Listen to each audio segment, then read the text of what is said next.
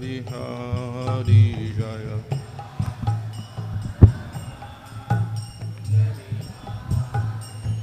Gopi Ganaballabha Girivaradhari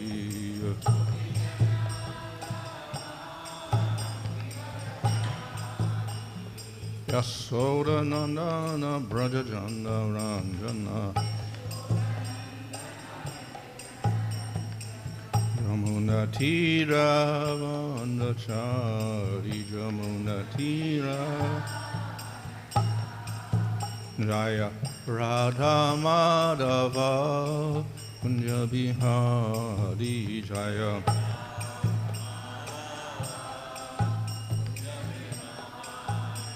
Hare Krishna Hare Krishna Krishna Krishna Hare Hare Hare Rama Hare Rama Rama Rama Hare Hare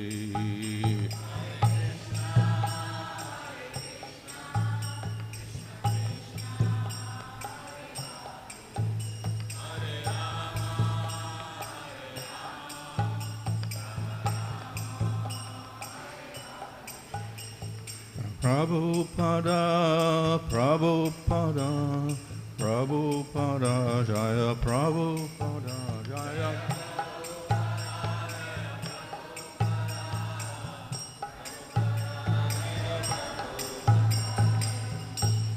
Nayo Shabad Varamahang Sabha Rajagacharya Sadasi Sibit AC Bhaktivedanta Samsara Prabhupada Ki Jai. Namacha Haridas Thakur Ki Jai. Param Sagaho Sri Krishna Chaitanya Prabhu Nityananda Sri Advaita Gadadhar Sri Gaur Bhakti Vrinda Ki Jai. Sri Sri Radha Krishna Gova Govida Shama Kunda Radha Kunda Giri Govardhan Ki Jai. Sri Vrindavan Dham Ki Jai. Navadip Dham Ki Jai. Ganga Shamuna Tulsi Bhakti Devi Ki Jai. Ananda Koti Vaishnava Vrinda Ki Jai. Samavetta Bhakti Vrinda Ki Jai. Go Premanandi. All glories to some of the devotees. All glories to some of the devotees. All glories to some of the devotees. All glories to Sri Guru and Sri Guranga, all glories to Srila Prabhupada. Om Namo Bhagavate Vasudevaya. Om Namo Bhagavate Vasudevaya. Om Namo Bhagavate Vasudevaya. Nama Om Vishnu Padaya Krishna Prishtaya Bhutale Srimate Bhaktivedanta Swami Nityanamane Namaste Saraswati Deve Gauravani Prasharane Nirvishesha Shunyavadi Pachacharesha Tarane Sri Krishna Chaitanya Prabhu Nityananda Sri Advaita Gadadhar Sri Vasudeva Gaur Bhaktivinoda Hare Krishna Krishna Krishna Hare Hare Hare Rama Rama Rama Hare Hare. Reading from Srimad Bhagavatam, Canto 12, Chapter 7, Verse 22. Evam lakṣaṇa-lakṣyāṇi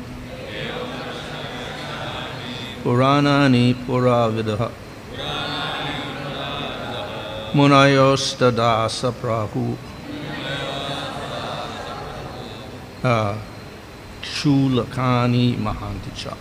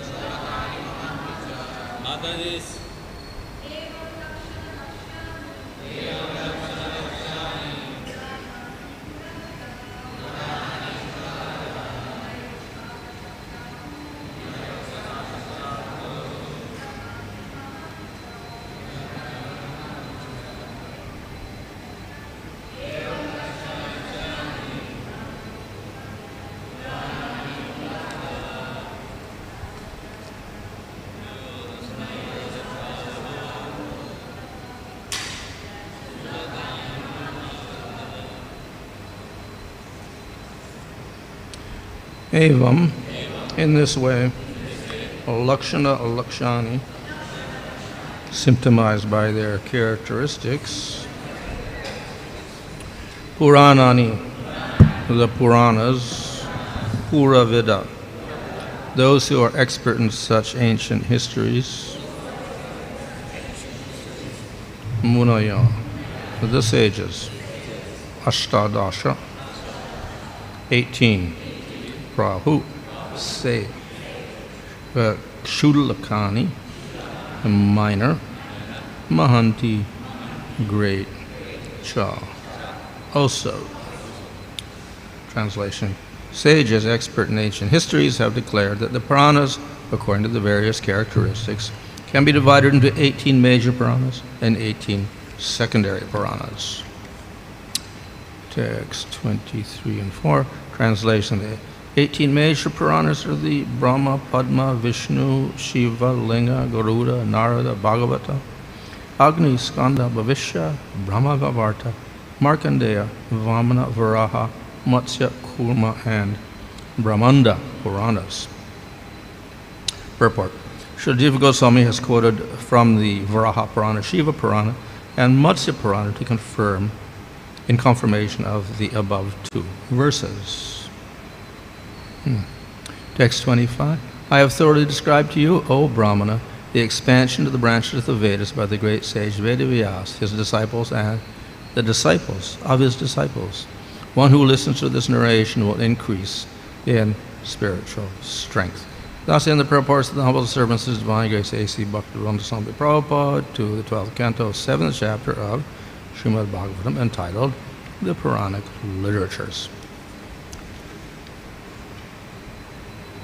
So, there was a discussion about the 10 topics of the major Purāṇas.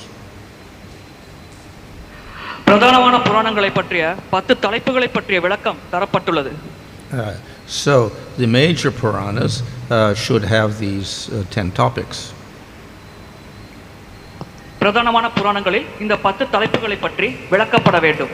It's also described that other Purāṇas, which are not Mahapurāṇas, will have 5 topics. மகாபுராணங்கள் அல்லாத மற்ற புராணங்களில் 5 தலைப்புகளை பற்றி விளக்கப்படும் என்று குறிப்பிடப்பட்டுள்ளது. So a list is given of 18 major Purāṇas. 18 பிரதானமான புராணங்களை பற்றிய பட்டியல் தரப்பட்டுள்ளது. So we will expect that in these Purāṇas they'll cover these 10 topics. இந்த புராணங்களில் இந்த 10 தலைப்புகளை பற்றி விளக்கப்படும் என்று நாம் எதிர்பார்க்கலாம். There's mention here also of 18 secondary Purāṇas. இங்கே 18 இரண்டாம் பட்ச புராணங்களை பற்றியும் குறிப்பிடப்பட்டுள்ளது. Sometimes these are called Upapurāṇas. சில சமயங்களில் இது உபபுராணம் என்று அழைக்கப்படுகிறது. So these are not so well known, but sometimes they are also quoted. இது மிகவும் பிரபலமானதல்ல, ஆனால் சில சமயங்களில் இதிலிருந்தும் மேற்கோள் காட்டப்படும். So among the 18 Purāṇas, then we also have another division. இந்த 18 புராணங்களில் இன்னொரு பிரிவும் உள்ளது. We have 6 called Sattvagun Purāṇas, 6 called Rajagun Purāṇas, and 6 called Tamagun Purāṇas. அந்த பிரிவு 6 சத்துவகுண புராணங்கள், 6 ரஜோகுண புராணங்கள் மற்றும் 6 தமோகுண புராணங்கள். However, we should not get the impression that Vedavyas was writing in Tamagun and Rajagun and Sattvagun, because he's an incarnation of the Lord. ஆனால் வேதவியாசர் பகவானின் அவதாரம், அவர் சத்துவகுணத்தில் இந்த புராணங்கள் எழுதினார், ரஜோகுணத்தில் எழுதினார், தமோகுணத்தில் எழுதினார் என்று நாம் எடுத்துக்கொள்ளக் கூடாது. But the intention of Vedavyas was to write works suitable for people in the different gunas. வேதவியாசரின் நோக்கம் பல்வேறு குணங்களில் இருக்கும் மக்களுக்கு பொருந்தும் வகையில் புராணங்களை எழுதுவது. So he wrote 6 Purāṇas for the people in Tamagun, 6 for the people in Rajagun, and 6 for the people in Sattvagun. தமோகுணம், ரஜோகுணம், சத்துவகுணம் ஆகிய குணங்களில் இருக்கும் மக்களுக்காக முறையே 6 புராணங்களை அவர் எழுதினார். So the reason for this is that we see in the Vedic literatures there is a gradual step-by-step elevation through different processes like karma yoga, jnana yoga, aṣṭādaśa yoga to bhakti yoga. கர்ம யோகம், ஞான யோகம், அஷ்டாங்க யோகம், பக்தி யோகம் என்று படிப்படியாக முன்னேறும் வழிமுறையை பற்றி வேத சாஸ்திரங்களில் நமக்கு விளக்கப்பட்டுள்ளது. So according to different qualifications, there are different scriptures. ஒருவரின் தகுதிக்கு ஏற்றாற் போல் பலவேறு வகையான சாஸ்திரங்கள் அவருக்கு இருக்கிறது. So, of course, we have karma kanda, jnana kanda, upasana kanda in the Vedas. Here we have Purāṇas for tamagun people, rajagun people, and sattvagun people. எப்படி வேதங்களில் கர்ம காண்டம், ஞான காண்டம், உபாசனா காண்டம் போன்ற பிரிவுகள் இருக்கிறதோ அதே போல் இங்கே புராணங்களிலும் சத்துவகுண மக்களுக்கு என்று ஒரு புராணம், ரஜோகுண மக்களுக்கு என்று ஒருவித புராணம், தமோகுண மக்களுக்கு என்று ஒரு புராணமானது இருக்கிறது. So broadly speaking, the Tamagun Purāṇas recommend worship of Shiva and Agni. தமோகுண புராணங்கள் சிவபெருமான் மற்றும் அக்னி வழிபாட்டை பரிந்துரை செய்கிறது. Of course, Shiva is the presiding deity over Tamagun and Ahankara. தமோகுணம் மற்றும் அகங்காரத்தை பிரதிநிதிக்கும் பிரதானமான கடவுள் சிவபெருமான் ஆவார். The Rajagun Purāṇas largely glorify Brahma. ரஜோகுண புராணங்கள் பிரம்மதேவரை புகழ்கிறது. This is appropriate since Brahma rules over Rajagun and he creates the material world, which is Rajagun. பிரம்மதேவர் ரஜோகுணத்தை ஆட்சி செய்து அவர் இந்த பௌதிக உலகை படைக்கும் காரணத்தினால் இது பொருந்தும் வகையில் உள்ளது. The Sattvagun Purāṇas largely glorify Vishnu, who's in charge of Sattvagun. சத்துவகுண புராணங்கள் விஷ்ணு பகவானை புகழ்கிறது. அவர்தான் சத்துவகுணத்திற்கு அதிபதியாக செயல்படுகிறார். The goal of Vedavyasa in doing this was to encourage people in Tamagun to worship Shiva and by that get purified and raise their gunas upward to Rajagun. வேதவியாசர் இவ்வாறு பிரிப்பதன் இலக்கு தமோகுணத்தில் இருக்கும் மக்கள் சிவபெருமானை வழிபடுவதை உற்சாகப்படுத்த வேண்டும், அதன் மூலம் அவர்கள் படிப்படியே முன்னேறி ரஜோகுணத்திற்கு வர வேண்டும் என்பதுதான். And by worshipping Brahma and Rajagun, again, so they're purified, they come to Sattvagun and they can worship Vishnu. ரஜோகுணத்தில் இருக்கும் மக்கள் பிரம்மதேவரை வழிபடும் பொழுது இன்னும் தூய்மை அடைவார்கள். அதன் பிறகு சத்துவகுண நிலையை அடைந்து அவர்கள் விஷ்ணு பகவானை வழிபடலாம். So in other words, the goal is not to encourage everybody to worship Shiva or whatever, but to gradually progress from Tamagun to Rajagun to Sattvagun. இங்கே சிவபெருமான் வழிபாடோ பிரம்மதேவர் வழிபாடோ பிரதானமான இலக்கல்ல, மாறாக படிப்படியே ஒருவர் தமோகுணத்திலிருந்து ரஜோகுணத்திற்கும் ரஜோகுணத்திலிருந்து சத்துவகுணத்திற்கும் முன்னேறுவதற்கு பற்றி இங்கே பெரிதாக விளக்கப்பட்டுள்ளது. The real goal, of course, is to go beyond all of the gunas. இந்த உண்மையான இலக்கு என்னவென்றால் இந்த முக்குணங்களை தாண்டிய நிலையை அடைவது. This can also be accomplished by worship of Vishnu. இது விஷ்ணு பகவான் வழிபாட்டின் மூலமாகவும் நம்மால் செயல்படுத்த முடியும். So this is one mechanism, the gradual process of purification. இது படிப்படியாக ஒருவர் தூய்மை அடையும் வழிமுறையாகும். We see, of course, in the beginning of the Bhagavatam, Narada Muni scolds Vedavyasa for encouraging people to worship different things and not worship Krishna. பாகவத்தின் தொடக்கத்தில் நாரத முனிவர் வேதவியாசரை கண்டிக்கிறார். ஏனென்றால் வேதவியாசர் பகவான் கிருஷ்ணரை தவிர்த்து மற்ற அனைத்து வழிபாட்டையும் பெரிதாக மகிமைப்படுத்திய காரணத்தினால். Similarly, at the end of Bhagavad Gita, Krishna says, give up all these other dharmas, karma yoga, jnana yoga, aṣṭādaśa yoga, and just do bhakti yoga. Bhagavad Gita நிறுதியில் கூட பகவான் கிருஷ்ணர் கூறுகிறார், மற்ற யோக வழிமுறைகளான கர்ம யோகம், ஞான யோகம் போன்றவற்றை விட்டுவிட்டு பக்தி யோகத்தை கடைபிடிங்கள் என்று அவர் பரிந்துரை செய்கிறார்.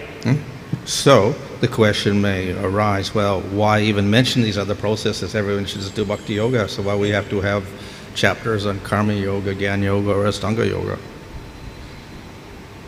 இங்கே ஒரு கேள்வி எழலாம், பிறகு எதற்கு கர்மயோகம், ஞான யோகம், அஷ்டாங்க யோகத்தை பற்றி விளக்கம் தர வேண்டும்? நேரடியாக பக்தி யோகத்தை பற்றியே குறிப்பிடலாமே. அவ்வாறு கையில் பல அத்தியாயங்கள் ஏன் கர்மயோகம், ஞான யோகம் விளக்கப்பட்டுள்ளது என்ற ஒரு வினா எழலாம். Of course, the answer can be given. Not everybody is qualified for bhakti. இதற்கான பதில், அனைவரும் பக்தி செய்ய தகுதி வாய்ந்தவர்கள் அல்ல. At the end of Bhagavad Gita, it is said, do not speak this knowledge of Bhagavad Gita to the envious and to the ignorant, etc. பகவத்கீதையின் இறுதியில் பகவான் கிருஷ்ணர் கூறுகிறார், இந்த பகவத்கீதை ஞானத்தை பொறாமையுடையவர்கள் அறியாமை குணத்தில் இருப்பவர்களிடம் உபதேசிக்காதே என்று. So that method of gradual purification is a form of, let's say, addressing this question. Let people become purified, then they become qualified for bhakti. இந்த கேள்விக்கான பதில் தரும் வகையில் அமைந்துள்ளது என்னவென்றால், படிப்படியாக தூய்மை அடைவது, ஒரு விதமாக அந்த மக்கள் பக்தி செய்ய தகுதி வாய்ந்தவர்களாக மாற்றுவது, அதன் பிறகு அவர்கள் தகுதி பெற்று அவர்கள் பக்தி சேவையில் ஈடுபடலாம். However, that's also not completely true. இதுவும் முற்றிலுமாக உண்மை அல்ல. Because we also say that anybody in any varna and any guna can take on the process of bhakti. ஏனால் எந்த வர்ணத்தை சேர்ந்தவரும் எந்த குணத்தில் இருப்பவரும் பக்தி மார்க்கத்தை ஏற்கலாம் என்றும் நாம் கூறுகிறோம்.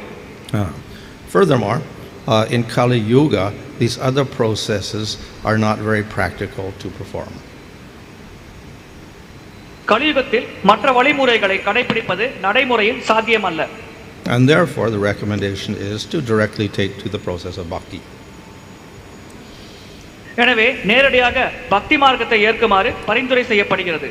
At the same time, we do have to address the question, well, we can't preach to the faithless people, so how do we spread bhakti? அதே சமயத்தில் நம்பிக்கையற்றவர்களுக்கு பிரச்சாரம் செய்யக்கூடாது என்ற விதி இருக்கிறதே, இவ்வாறு இருக்கையில் எப்படி பக்தியை நாம் பரப்புவது என்ற ஒரு வினா எழலாம். So, answer to that is that faith is the qualification, so therefore the devotees also have to create that faith. நம்பிக்கை தான் பக்தி செய்வதற்கான ஒரே தகுதியாகும். எனவே பக்தர்கள் தான் பிறர் மக்களின் மனதில் அந்த நம்பிக்கையை உருவாக்க வேண்டும். Of course, it is very fortunate if we can directly preach to people. நேரடியாக நம்மால் மக்களுக்கு பிரச்சாரம் செய்ய முடிந்தால் அது மிகவும் நல்லதிஷ்டமாக கருதப்படுகிறது. But still, that's small percentage of the whole population. ஆனால் அது மொத்த மக்கள் தொகையில் மிக மிக சிறிய அளவு நபர்களே ஆகும். Therefore, the preaching has to take another form. எனவே நாம் வேறு விதமாக பிரச்சாரம் செய்ய வேண்டும். So we can't preach to the faithless, but they can hear the name of the Lord. நம்பிக்கையற்றவர்களுக்கு நாம் பிரச்சாரம் செய்ய முடியாது, ஆனால் அவர்கள் பகவானின் நாமத்தை கேட்கலாம். They can get agyata sukriti or accidental engagement in devotional service. இவ்விதமாக அஞ்ஞான சுக்ருதி அல்லது தற்செயலாக பக்தி சேவையில் ஈடுபடும் வாய்ப்பானது அவர்களுக்கு வழங்கப்படுகிறது. So that is one way of preaching also. இதுவும் ஒரு வகையான பிரச்சாரமாகும். Some people are enthusiastic to do direct preaching. சில மக்கள் உற்சாகமாக நேரடி பிரச்சாரம் செய்ய ஆசைப்படுகிறார்கள். But as I said, it's also limited to those who have faith. ஆனால் இது நம்பிக்கை உள்ள மக்கள் என்ற ஒரு வரையறையோடு நின்று விடுகிறது. So therefore we have to devise other preaching methods to get people in contact with Nam Sankirtan. நாம சங்கீர்த்தனம் போன்ற ஒரு விஷயங்களில் அதிகமான நபர்களை சேர்க்க நாம் வேறு பிரச்சார முறைகளையும் கடைபிடிக்க வேண்டும். And therefore that indirect preaching is also very, very necessary. எனவே மறைமுகமான பிரச்சார வழிமுறையும் மிகவும் அத்தியாவசியமானது. We see in the varnashram system established by the descendants of Manu, the kings, that a lot of it was indirect preaching. மனுவின் மகன்கள் மன்னர்களாக இருந்து இந்த வர்ணாசிரம முறையை ஸ்தாபித்தது மறைமுகமான ஒரு போதிக்கும் வழிமுறையாகும். The kings were great devotees, but they did not force everybody to be a devotee in their kingdom. மன்னர்கள் மிக சிறந்த பக்தர்களாக இருந்தார்கள், ஆனால் ராஜ்யத்தில் இருக்கும் அனைவரும் பக்தர்களாக வேண்டும் என்று அவர்கள் கட்டாயப்படுத்தவில்லை. But at least they had to follow the varnashram system. குறைந்தபட்சம் அவர்கள் வர்ணாசிரம தர்மத்தையாவது கடைபிடிக்க வேண்டும். But because the varnashram system is it's made by Supreme Lord, instituted by the great devotees, it has elements of bhakti in it, so by that they get their agyata sukriti. வர்ணாசிரம தர்மம் பரமபுருஷ பகவானால் உருவாக்கப்பட்டு மிக சிறந்த பக்தர்களால் நிர்வகிக்கப்பட்டு வருவது காரணத்தினால் அதில் அங்கங்கே பக்தியின் அங்கங்கள் இருக்கிறது. இதன் மூலமாக அந்த நபர்கள் அஞ்ஞான சுக்ருதி அடைகிறார்கள். They accept the authority of a king who is a devotee, and even if they don't know he's a devotee, they get a Gata Sukriti by accepting him as their leader. மன்னர் பக்தராக இருக்கும் பொழுது அவர் பக்தர் என்ற காரணத்தினால் அந்த மக்கள் அவரை தலைவராக ஏற்கிறார்கள். அவர் பக்தர் என்று தெரியாமல் இருந்தால் கூட அவரை தலைவராக ஏற்கும் காரணத்தினால் அவர்களுக்கு அஞ்ஞான சுக்ருதி கிடைக்கிறது. So therefore we have these two methods of preaching. எனவே பிரச்சாரம் செய்ய இந்த இரண்டு வழிமுறைகள் உள்ளது. And we cannot minimize the value of either. இதில் எதன் மதிப்பையும் நம்மால் குறைத்து மதிப்பிட முடியாது. If we reject the indirect method, then we limit our preaching. மறைமுக வழிமுறையை நாம் நிராகரித்தால் நாம் பிரச்சாரம் செய்யும் மக்களின் அளவு மிகவும் குறைவாக இருக்கும். If we reject the main method, that is the direct preaching also, again, there's no basis for the secondary preaching. பிரதானமான வழிமுறை அல்லது நேரடி பிரச்சாரத்தை நிராகரித்தால் இரண்டாம் பட்ச பிரச்சாரம் செய்வதற்குண்டான அடிப்படையே இல்லாமல் போய்விடும். We do indirect preaching after they get faith. What happens? Nothing. So we have to have the direct preaching also. மறைமுகமான பிரச்சாரம் செய்து அவர்கள் நம்பிக்கை கிடைத்த பிறகு நாம் என்ன செய்வோம்? ஒன்றும் செய்ய மாட்டோம். எனவே நாம் நேரடி பிரச்சாரமும் செய்ய வேண்டும். So these Purāṇas, which are teaching worship Shiva, etc., and other devatas, this is the indirect method. புராணங்களில் தேவர்கள் வழிபாடு, சிவபெருமான் வழிபாடு போன்றவற்றை பரிந்துரை செய்யும் வழிமுறையானது மறைமுகமான வழிமுறை என்று கூறப்படுகிறது. But as I said, in Kali Yuga, the indirect method is not so practical in terms of doing karma yoga, jnana yoga, asṭādaśa yoga, then bhakti yoga. கலியுகத்தில் நடைமுறையில் இந்த மறைமுக வழிகளாகிய கர்மயோகம், ஞான யோகம், அஷ்டாங்க யோகம் போன்றவற்றை செய்வது நடைமுறையில் சாத்தியமல்லது. So rather than have people worship different devatas, recommendation of Bhagavatam, everybody should worship Krishna. அனைவரும் தேவர்களை வழிபடுவதற்கு பதிலாக பாகவதம் அனைவரையும் கிருஷ்ணரை வழிபடுமாறு பரிந்துரை செய்கிறது. But how should people accept Bhagavatam unless they have faith? ஆனால் நம்பிக்கை இல்லாத பட்சத்தில் மக்கள் எவ்வாறு பாகவதத்தை ஏற்பார்கள்? So again, we have to follow that secondary method of indirect preaching or whatever until they get the faith. Then we can preach Bhagavatam directly. அவர்களுக்கு நம்பிக்கை ஏற்படும் வரையில் நாம் இரண்டாம் பட்ச வழிமுறைய பிரச்சாரங்களை கடைபிடிக்க வேண்டும். அவ்வாறு நம்பிக்கை அடைந்த பிறகு அவர்களுக்கு பாகவத பிரச்சாரத்தை நாம் செய்யலாம். So though Bhagavatam is listed here among the 18 Purāṇas, it's not actually in Sattva-gun. இங்கே 18 புராணங்களுக்கு மத்தியில் பாகவதமும் குறிப்பிடப்பட்டுள்ளது. உண்மையில் பாகவதம் சத்துவகுணத்தில் இருக்கும் ஒரு புராணம் அல்ல. The Bhagavatam is called the spotless Purāṇa. Bhagavatam குறையற்ற புராணம் என்று அழைக்கப்படுகிறது. Because it rejects all of the gunas and all the other methods. ஏனென்றால் அது குணங்கள் மற்றும் பிற வழிமுறைகளை நிராகரிக்கிறது. And it only presents bhakti. Bhagavatam பக்தியை மட்டுமே வழங்குகிறது. So therefore, the people of Kali Yuga should only practice bhakti. எனவே கலியுக மக்கள் பக்தி மார்க்கத்தை மட்டும் பயிற்சி செய்ய வேண்டும். But not just bhakti, because basically all of the Sattvic Purāṇas are teaching bhakti. It is bhakti to Krishna. பக்தி என்றால் சாதாரண பக்தி அல்ல. இங்கே சத்துவகுண புராணங்களும் பக்தியை பரிந்துரை செய்கிறது. இங்கே பக்தி என்றால் பகவான் கிருஷ்ணரின் மேல் உள்ள பக்தியை பற்றி குறிப்பிடுகிறோம். And the advantage of bhakti to Krishna is among all the different forms of the Lord, Krishna is the most attractive. Krishna பக்தி செய்வதால் ஏற்படும் அனுகூலமான பலன் என்னவென்றால் பகவானின் அனைத்து வடிவங்களிலும் பகவான் கிருஷ்ணரே மிகவும் கவர்ச்சிகரமானவர். And therefore be easier for the majority of people to accept Krishna rather than other forms of the Lord. எனவே பெரும்பாலான மக்கள் பகவான் கிருஷ்ணரின் வடிவத்தை எளிதாக புரிந்து கொள்ள முடியும், ஏற்க முடியும். மற்ற வடிவங்களை காட்டிலும் இந்த வடிவத்தை ஏற்பது மிகவும் சுலபமான ஒரு விஷயமாகும். But again, how do we preach Bhagavatam? we may have to use the indirect method of instilling faith. Then we can preach Bhagavatam to the people.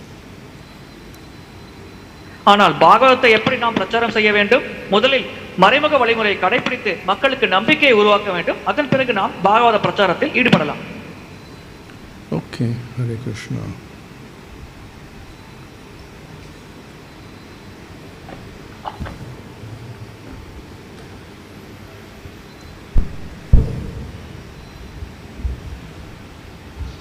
Sometimes we find due to over-enthusiasm, devotees, when they preach to newcomers, they think that right from day one they should become devotee. And we find because of this, like when Prabhupada went to the West, he just glorified Jesus. He never put down. But sometimes in our preaching we just tell, oh, Krishna is supreme, demigods, don't worship. That's taking away some of the population away from bhakti also. How to rectify? சில சமயம் புதிதாக வருபவர்களுக்கு பிரச்சாரம் செய்யும் பொழுது பக்தர்கள் பல விஷயங்கள் கிருஷ்ணரை பற்றி நேரடியாக குறிப்பிடுகிறார்கள். ஆனால் பிரபுபாதர் கூட மேற்கொள்வர்கள் பிரச்சாரம் செய்யும் பொழுது முதலில் அங்கே இயேசுபிரானை முதலில் பகிமைப்படுத்திவிட்டு அதன் பிறகுதான் அந்த மக்களுக்கு கிருஷ்ணரை பற்றிய ஞானத்தை வழங்கினார். எனவே இது போன்று நேரடியாக புதிதாக வரும் பக்தர்களிடையே பகவான் கிருஷ்ணரை பற்றி பேசும் நபர்களுக்கு உண்டான அறிவுரை என்ன? One of the rules of bhakti, one of the 64 angas, is don't disrespect the devatas. So they're breaking the rules of bhakti if they start insulting devatas. பக்தி 64 விதிகளில் ஒரு முக்கியமான விதி தேவர்களை அவமதிக்க கூடாது. இவ்விதமாக இவர்கள் செயல்படுவது மூலமாக அந்த விதியை உடைக்கிறார்கள். And of course, Brahma and Shiva are also heads of Vaishnava sampradayas. பிரம்மதேவரும் சிவபெருமானும் கூட வைஷ்ணவ சம்பிரதாயங்களின் தலைவர்களாக செயல்படுகிறார்கள். So instead of condemning the worship of devatas, we should understand the position of devatas, that they are devotees of the Lord, but people sometimes worship them only for material things. தேவர்கள் வழிபாட்டை கண்டிப்பதற்கு பதிலாக நாம் தேவர்களின் நிலையை புரிந்து கொள்ள வேண்டும். அவர்களும் பகவானின் பக்தர்கள் தான், சேவகர்கள் தான். ஆனால் நேரடியாக பகவானின் சேவகன் என்று வழிபடுவதற்கு பதிலாக மக்கள் பௌதிக லாபத்திற்காக அவர்களையே கடவுளாக வழிபடுகிறார்கள். So rather than concentrate on condemning the devatas, we show the difference in terms of tattva between devata and Supreme Lord, having material bodies, having spiritual body, etc. Lord being ultimate controller, devatas being secondary controllers, and that the results are different. தேவர்கள் வழிபாட்டை கண்டிப்பதற்கு பதிலாக அங்கே தேவர்கள் நிலையை பற்றி நாம் விளக்கலாம். அவர்களுக்கு பௌதிக சரீரம் இருக்கிறது, பகவானுக்கு ஆன்மீக சரீரம் இருக்கிறது, அவர்கள் கட்டுப்பாளராக பகவானுக்கு கீழ் செயல்படுகிறார்கள் போன்று பகவானின் நிலை மற்றும் தேவர்கள் நிலையை எடுத்துரைத்து அந்த மக்களுக்கு அதை புரிய வைக்கலாம். You said about Lord Shiva, mode of Tamagun, and Brahma is mode of Rajagun. Then it's a process of purification to worship Vishnu becomes Sattvagun. But Shiva, what you referred is material world Shiva, or Sadashiva, who is in spiritual world. And Brahma worship, practically in Earth planet there is no worship of Brahma, technically speaking. So how one can take up the process of purification by worshipping Shiva, Brahma, then one should come to the level of worshipping of Vishnu, becomes Tattvagun. How one common man can understand this, since there is no worship of Brahma at all exists in the Earth planet? பிரம்மதேவர் வழிபாடே பூமியில் இல்லை. சிவபெருமான் தமோகுணத்தின் அதிபதியாக செயல்படுகிறார். எனவே சிவபெருமான் வழிபாடு பிரம்மதேவர் வழிபாடு செய்யும் மக்களானவர்கள் படிப்படியாக முன்னேறி விஷ்ணு பகவான் வழிபாட்டு நிலைக்கு வருவார்கள் என்பதை ஒருவர் எப்படி புரிந்து கொள்ள முடியும்? So they worship Shiva according to the descriptions given in the Tamasic Purāṇas like Shiva Purāṇa, Linga Purāṇa, etc., which is basically Shiva and Kailash. தமோகுண புராணங்களில் குறிப்பிடப்பட்டுள்ளபடி அவர்கள் சிவபெருமான் வழிபாடு செய்கிறார்கள். பிரதானமாக அவர்கள் கைலாச மலையில் இருக்கும் சிவபெருமானை வழிபடுகிறார்கள். Yes, worship of Brahma is rather restricted. There's, I think, one temple in Pushkara, but there are plenty of temples in Thailand. Brahma's there all over the place there. So it's not that he's only one temple in the whole world. There are temples. But the whole point is that in Kali Yuga, all of this is very impractical, so we're not encouraged to do any of that. We just worship Krishna. That's the Bhagavatam conclusion.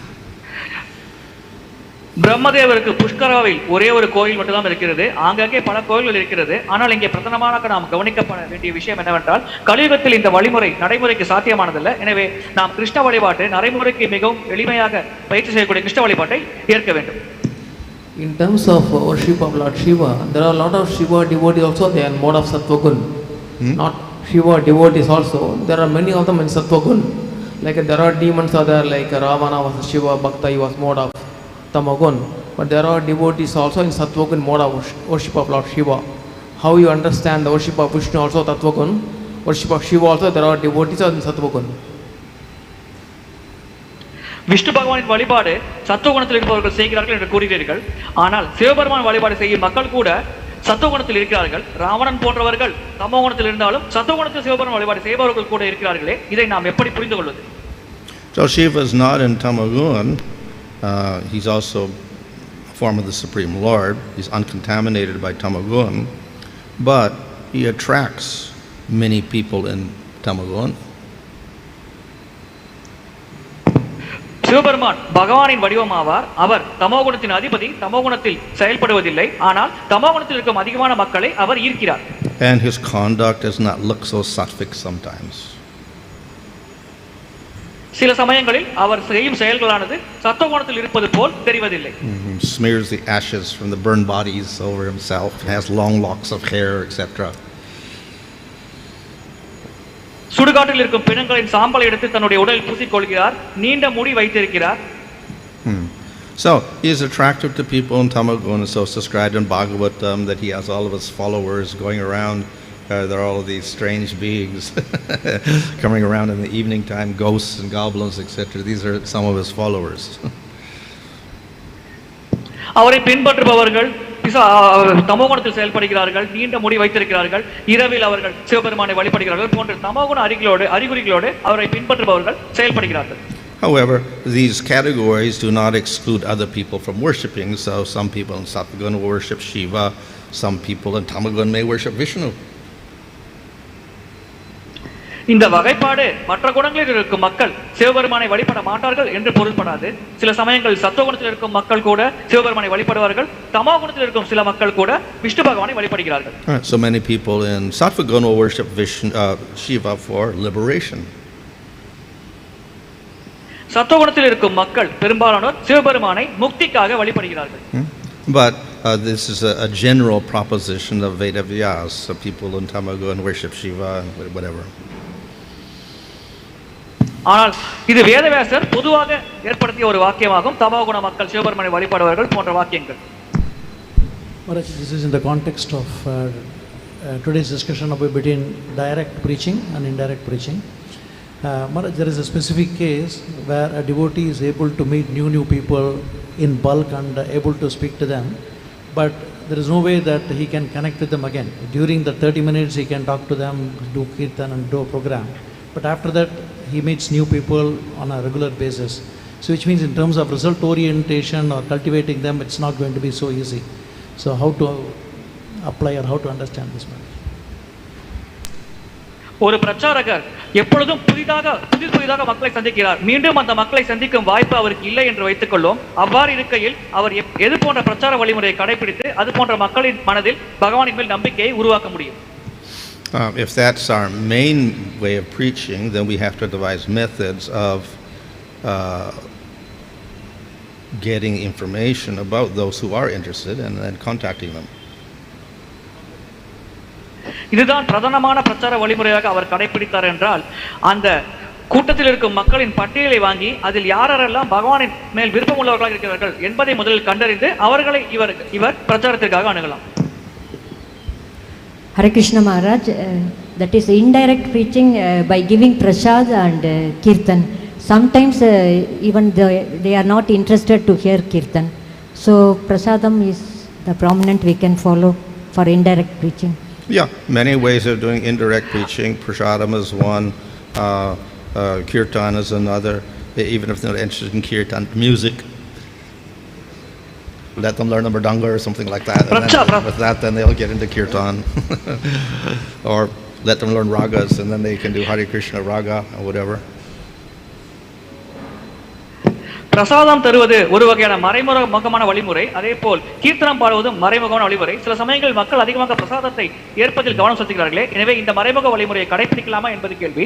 இந்த வழிமுறையை கடைபிடிக்கலாம். பிரசாதம் வழங்குவது, கீர்த்தனம் பாடுவது, சில சமயங்கள் இசைக்கருவிகளை வாசிப்பது போன்ற எல்லா வழிமுறைகளும் பகவானை பற்றி பிரச்சாரம் செய்ய மறைமுகமான வழிமுறைகளே ஆகும். So there are many ways you can do it. So they do yoga, and through yoga then they do introduce kirtan eventually into that. சில சமயங்கள் யோகாசனம் செய்து அதன் பிறகு அங்கே கீர்த்தனத்தை அவர்கள் பாடி இதன் மூலமாக பகவானை பற்றி அவர்கள் அங்கே இருக்கும் மக்களுக்கு அறிமுகம் செய்கிறார்கள். In fact, in the West, that's one of the major ways in which they can attract people now, through yoga. மேற்குலகங்களில் மக்களை இந்த யோக வழிமுறை மூலமாகத்தான் பிரதானமாக ஈர்க்கிறார்கள். There are some cases they don't even take prasad. They said prasad is so intoxicated. If you take prasad, I'll become devotee. One person practically told. One of my relatives, he was coming to the temple often. You gave prasadam and later you gave up everything and joined. There's some.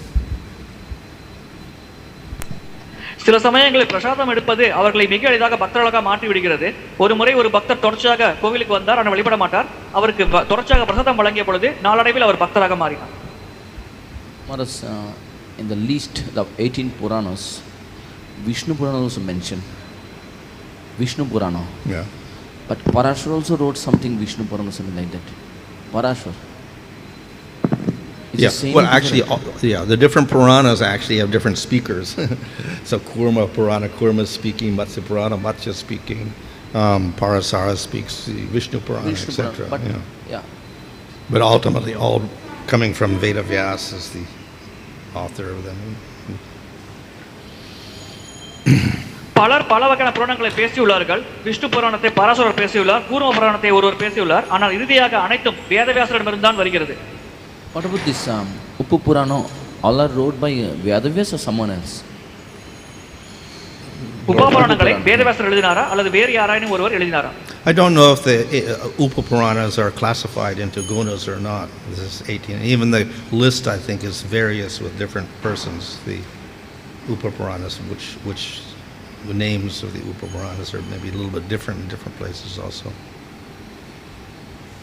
உப புராணங்கள் இந்த 18 புராணங்களில் பட்டியலிடப்பட்டுள்ளதா என்பது தெரியவில்லை. அந்த உப புராணங்களின் பெயர்கள் கூட வெவ்வேறாக உள்ளது.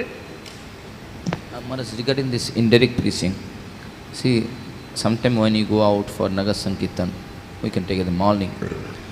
Some people might not be interested with this kind of hearing Hare Krishna Kirtan in the morning, and they might criticize the people. These people doesn't have any work. Why Hare Krishna is the same thing? Why again they are doing? But they might commit offense also there. By doing indirect preaching.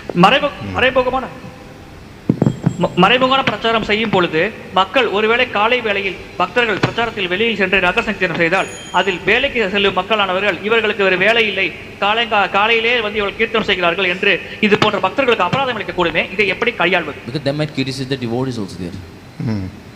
Yeah, so it is possible even by the indirect method they may commit offense. மறைமுகமான வழிமுறையில் கூட அவர்கள் அபராதம் செய்யும் வாய்ப்பு அதிகமாக உள்ளது. And that's we see in the case of Jagai and Madai, for instance. Jagai மதாய் விஷயத்தில் இதுதான் நடந்தது. But at least at that stage there's no preaching, so that offense we don't commit.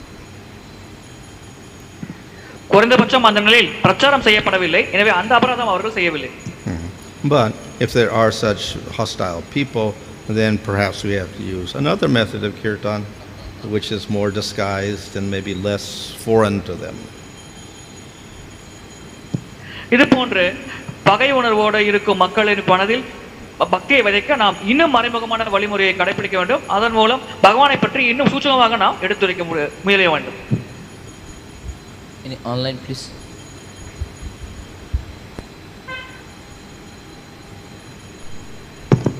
Hare Krishna Prabhuji. Maharaj, the first question is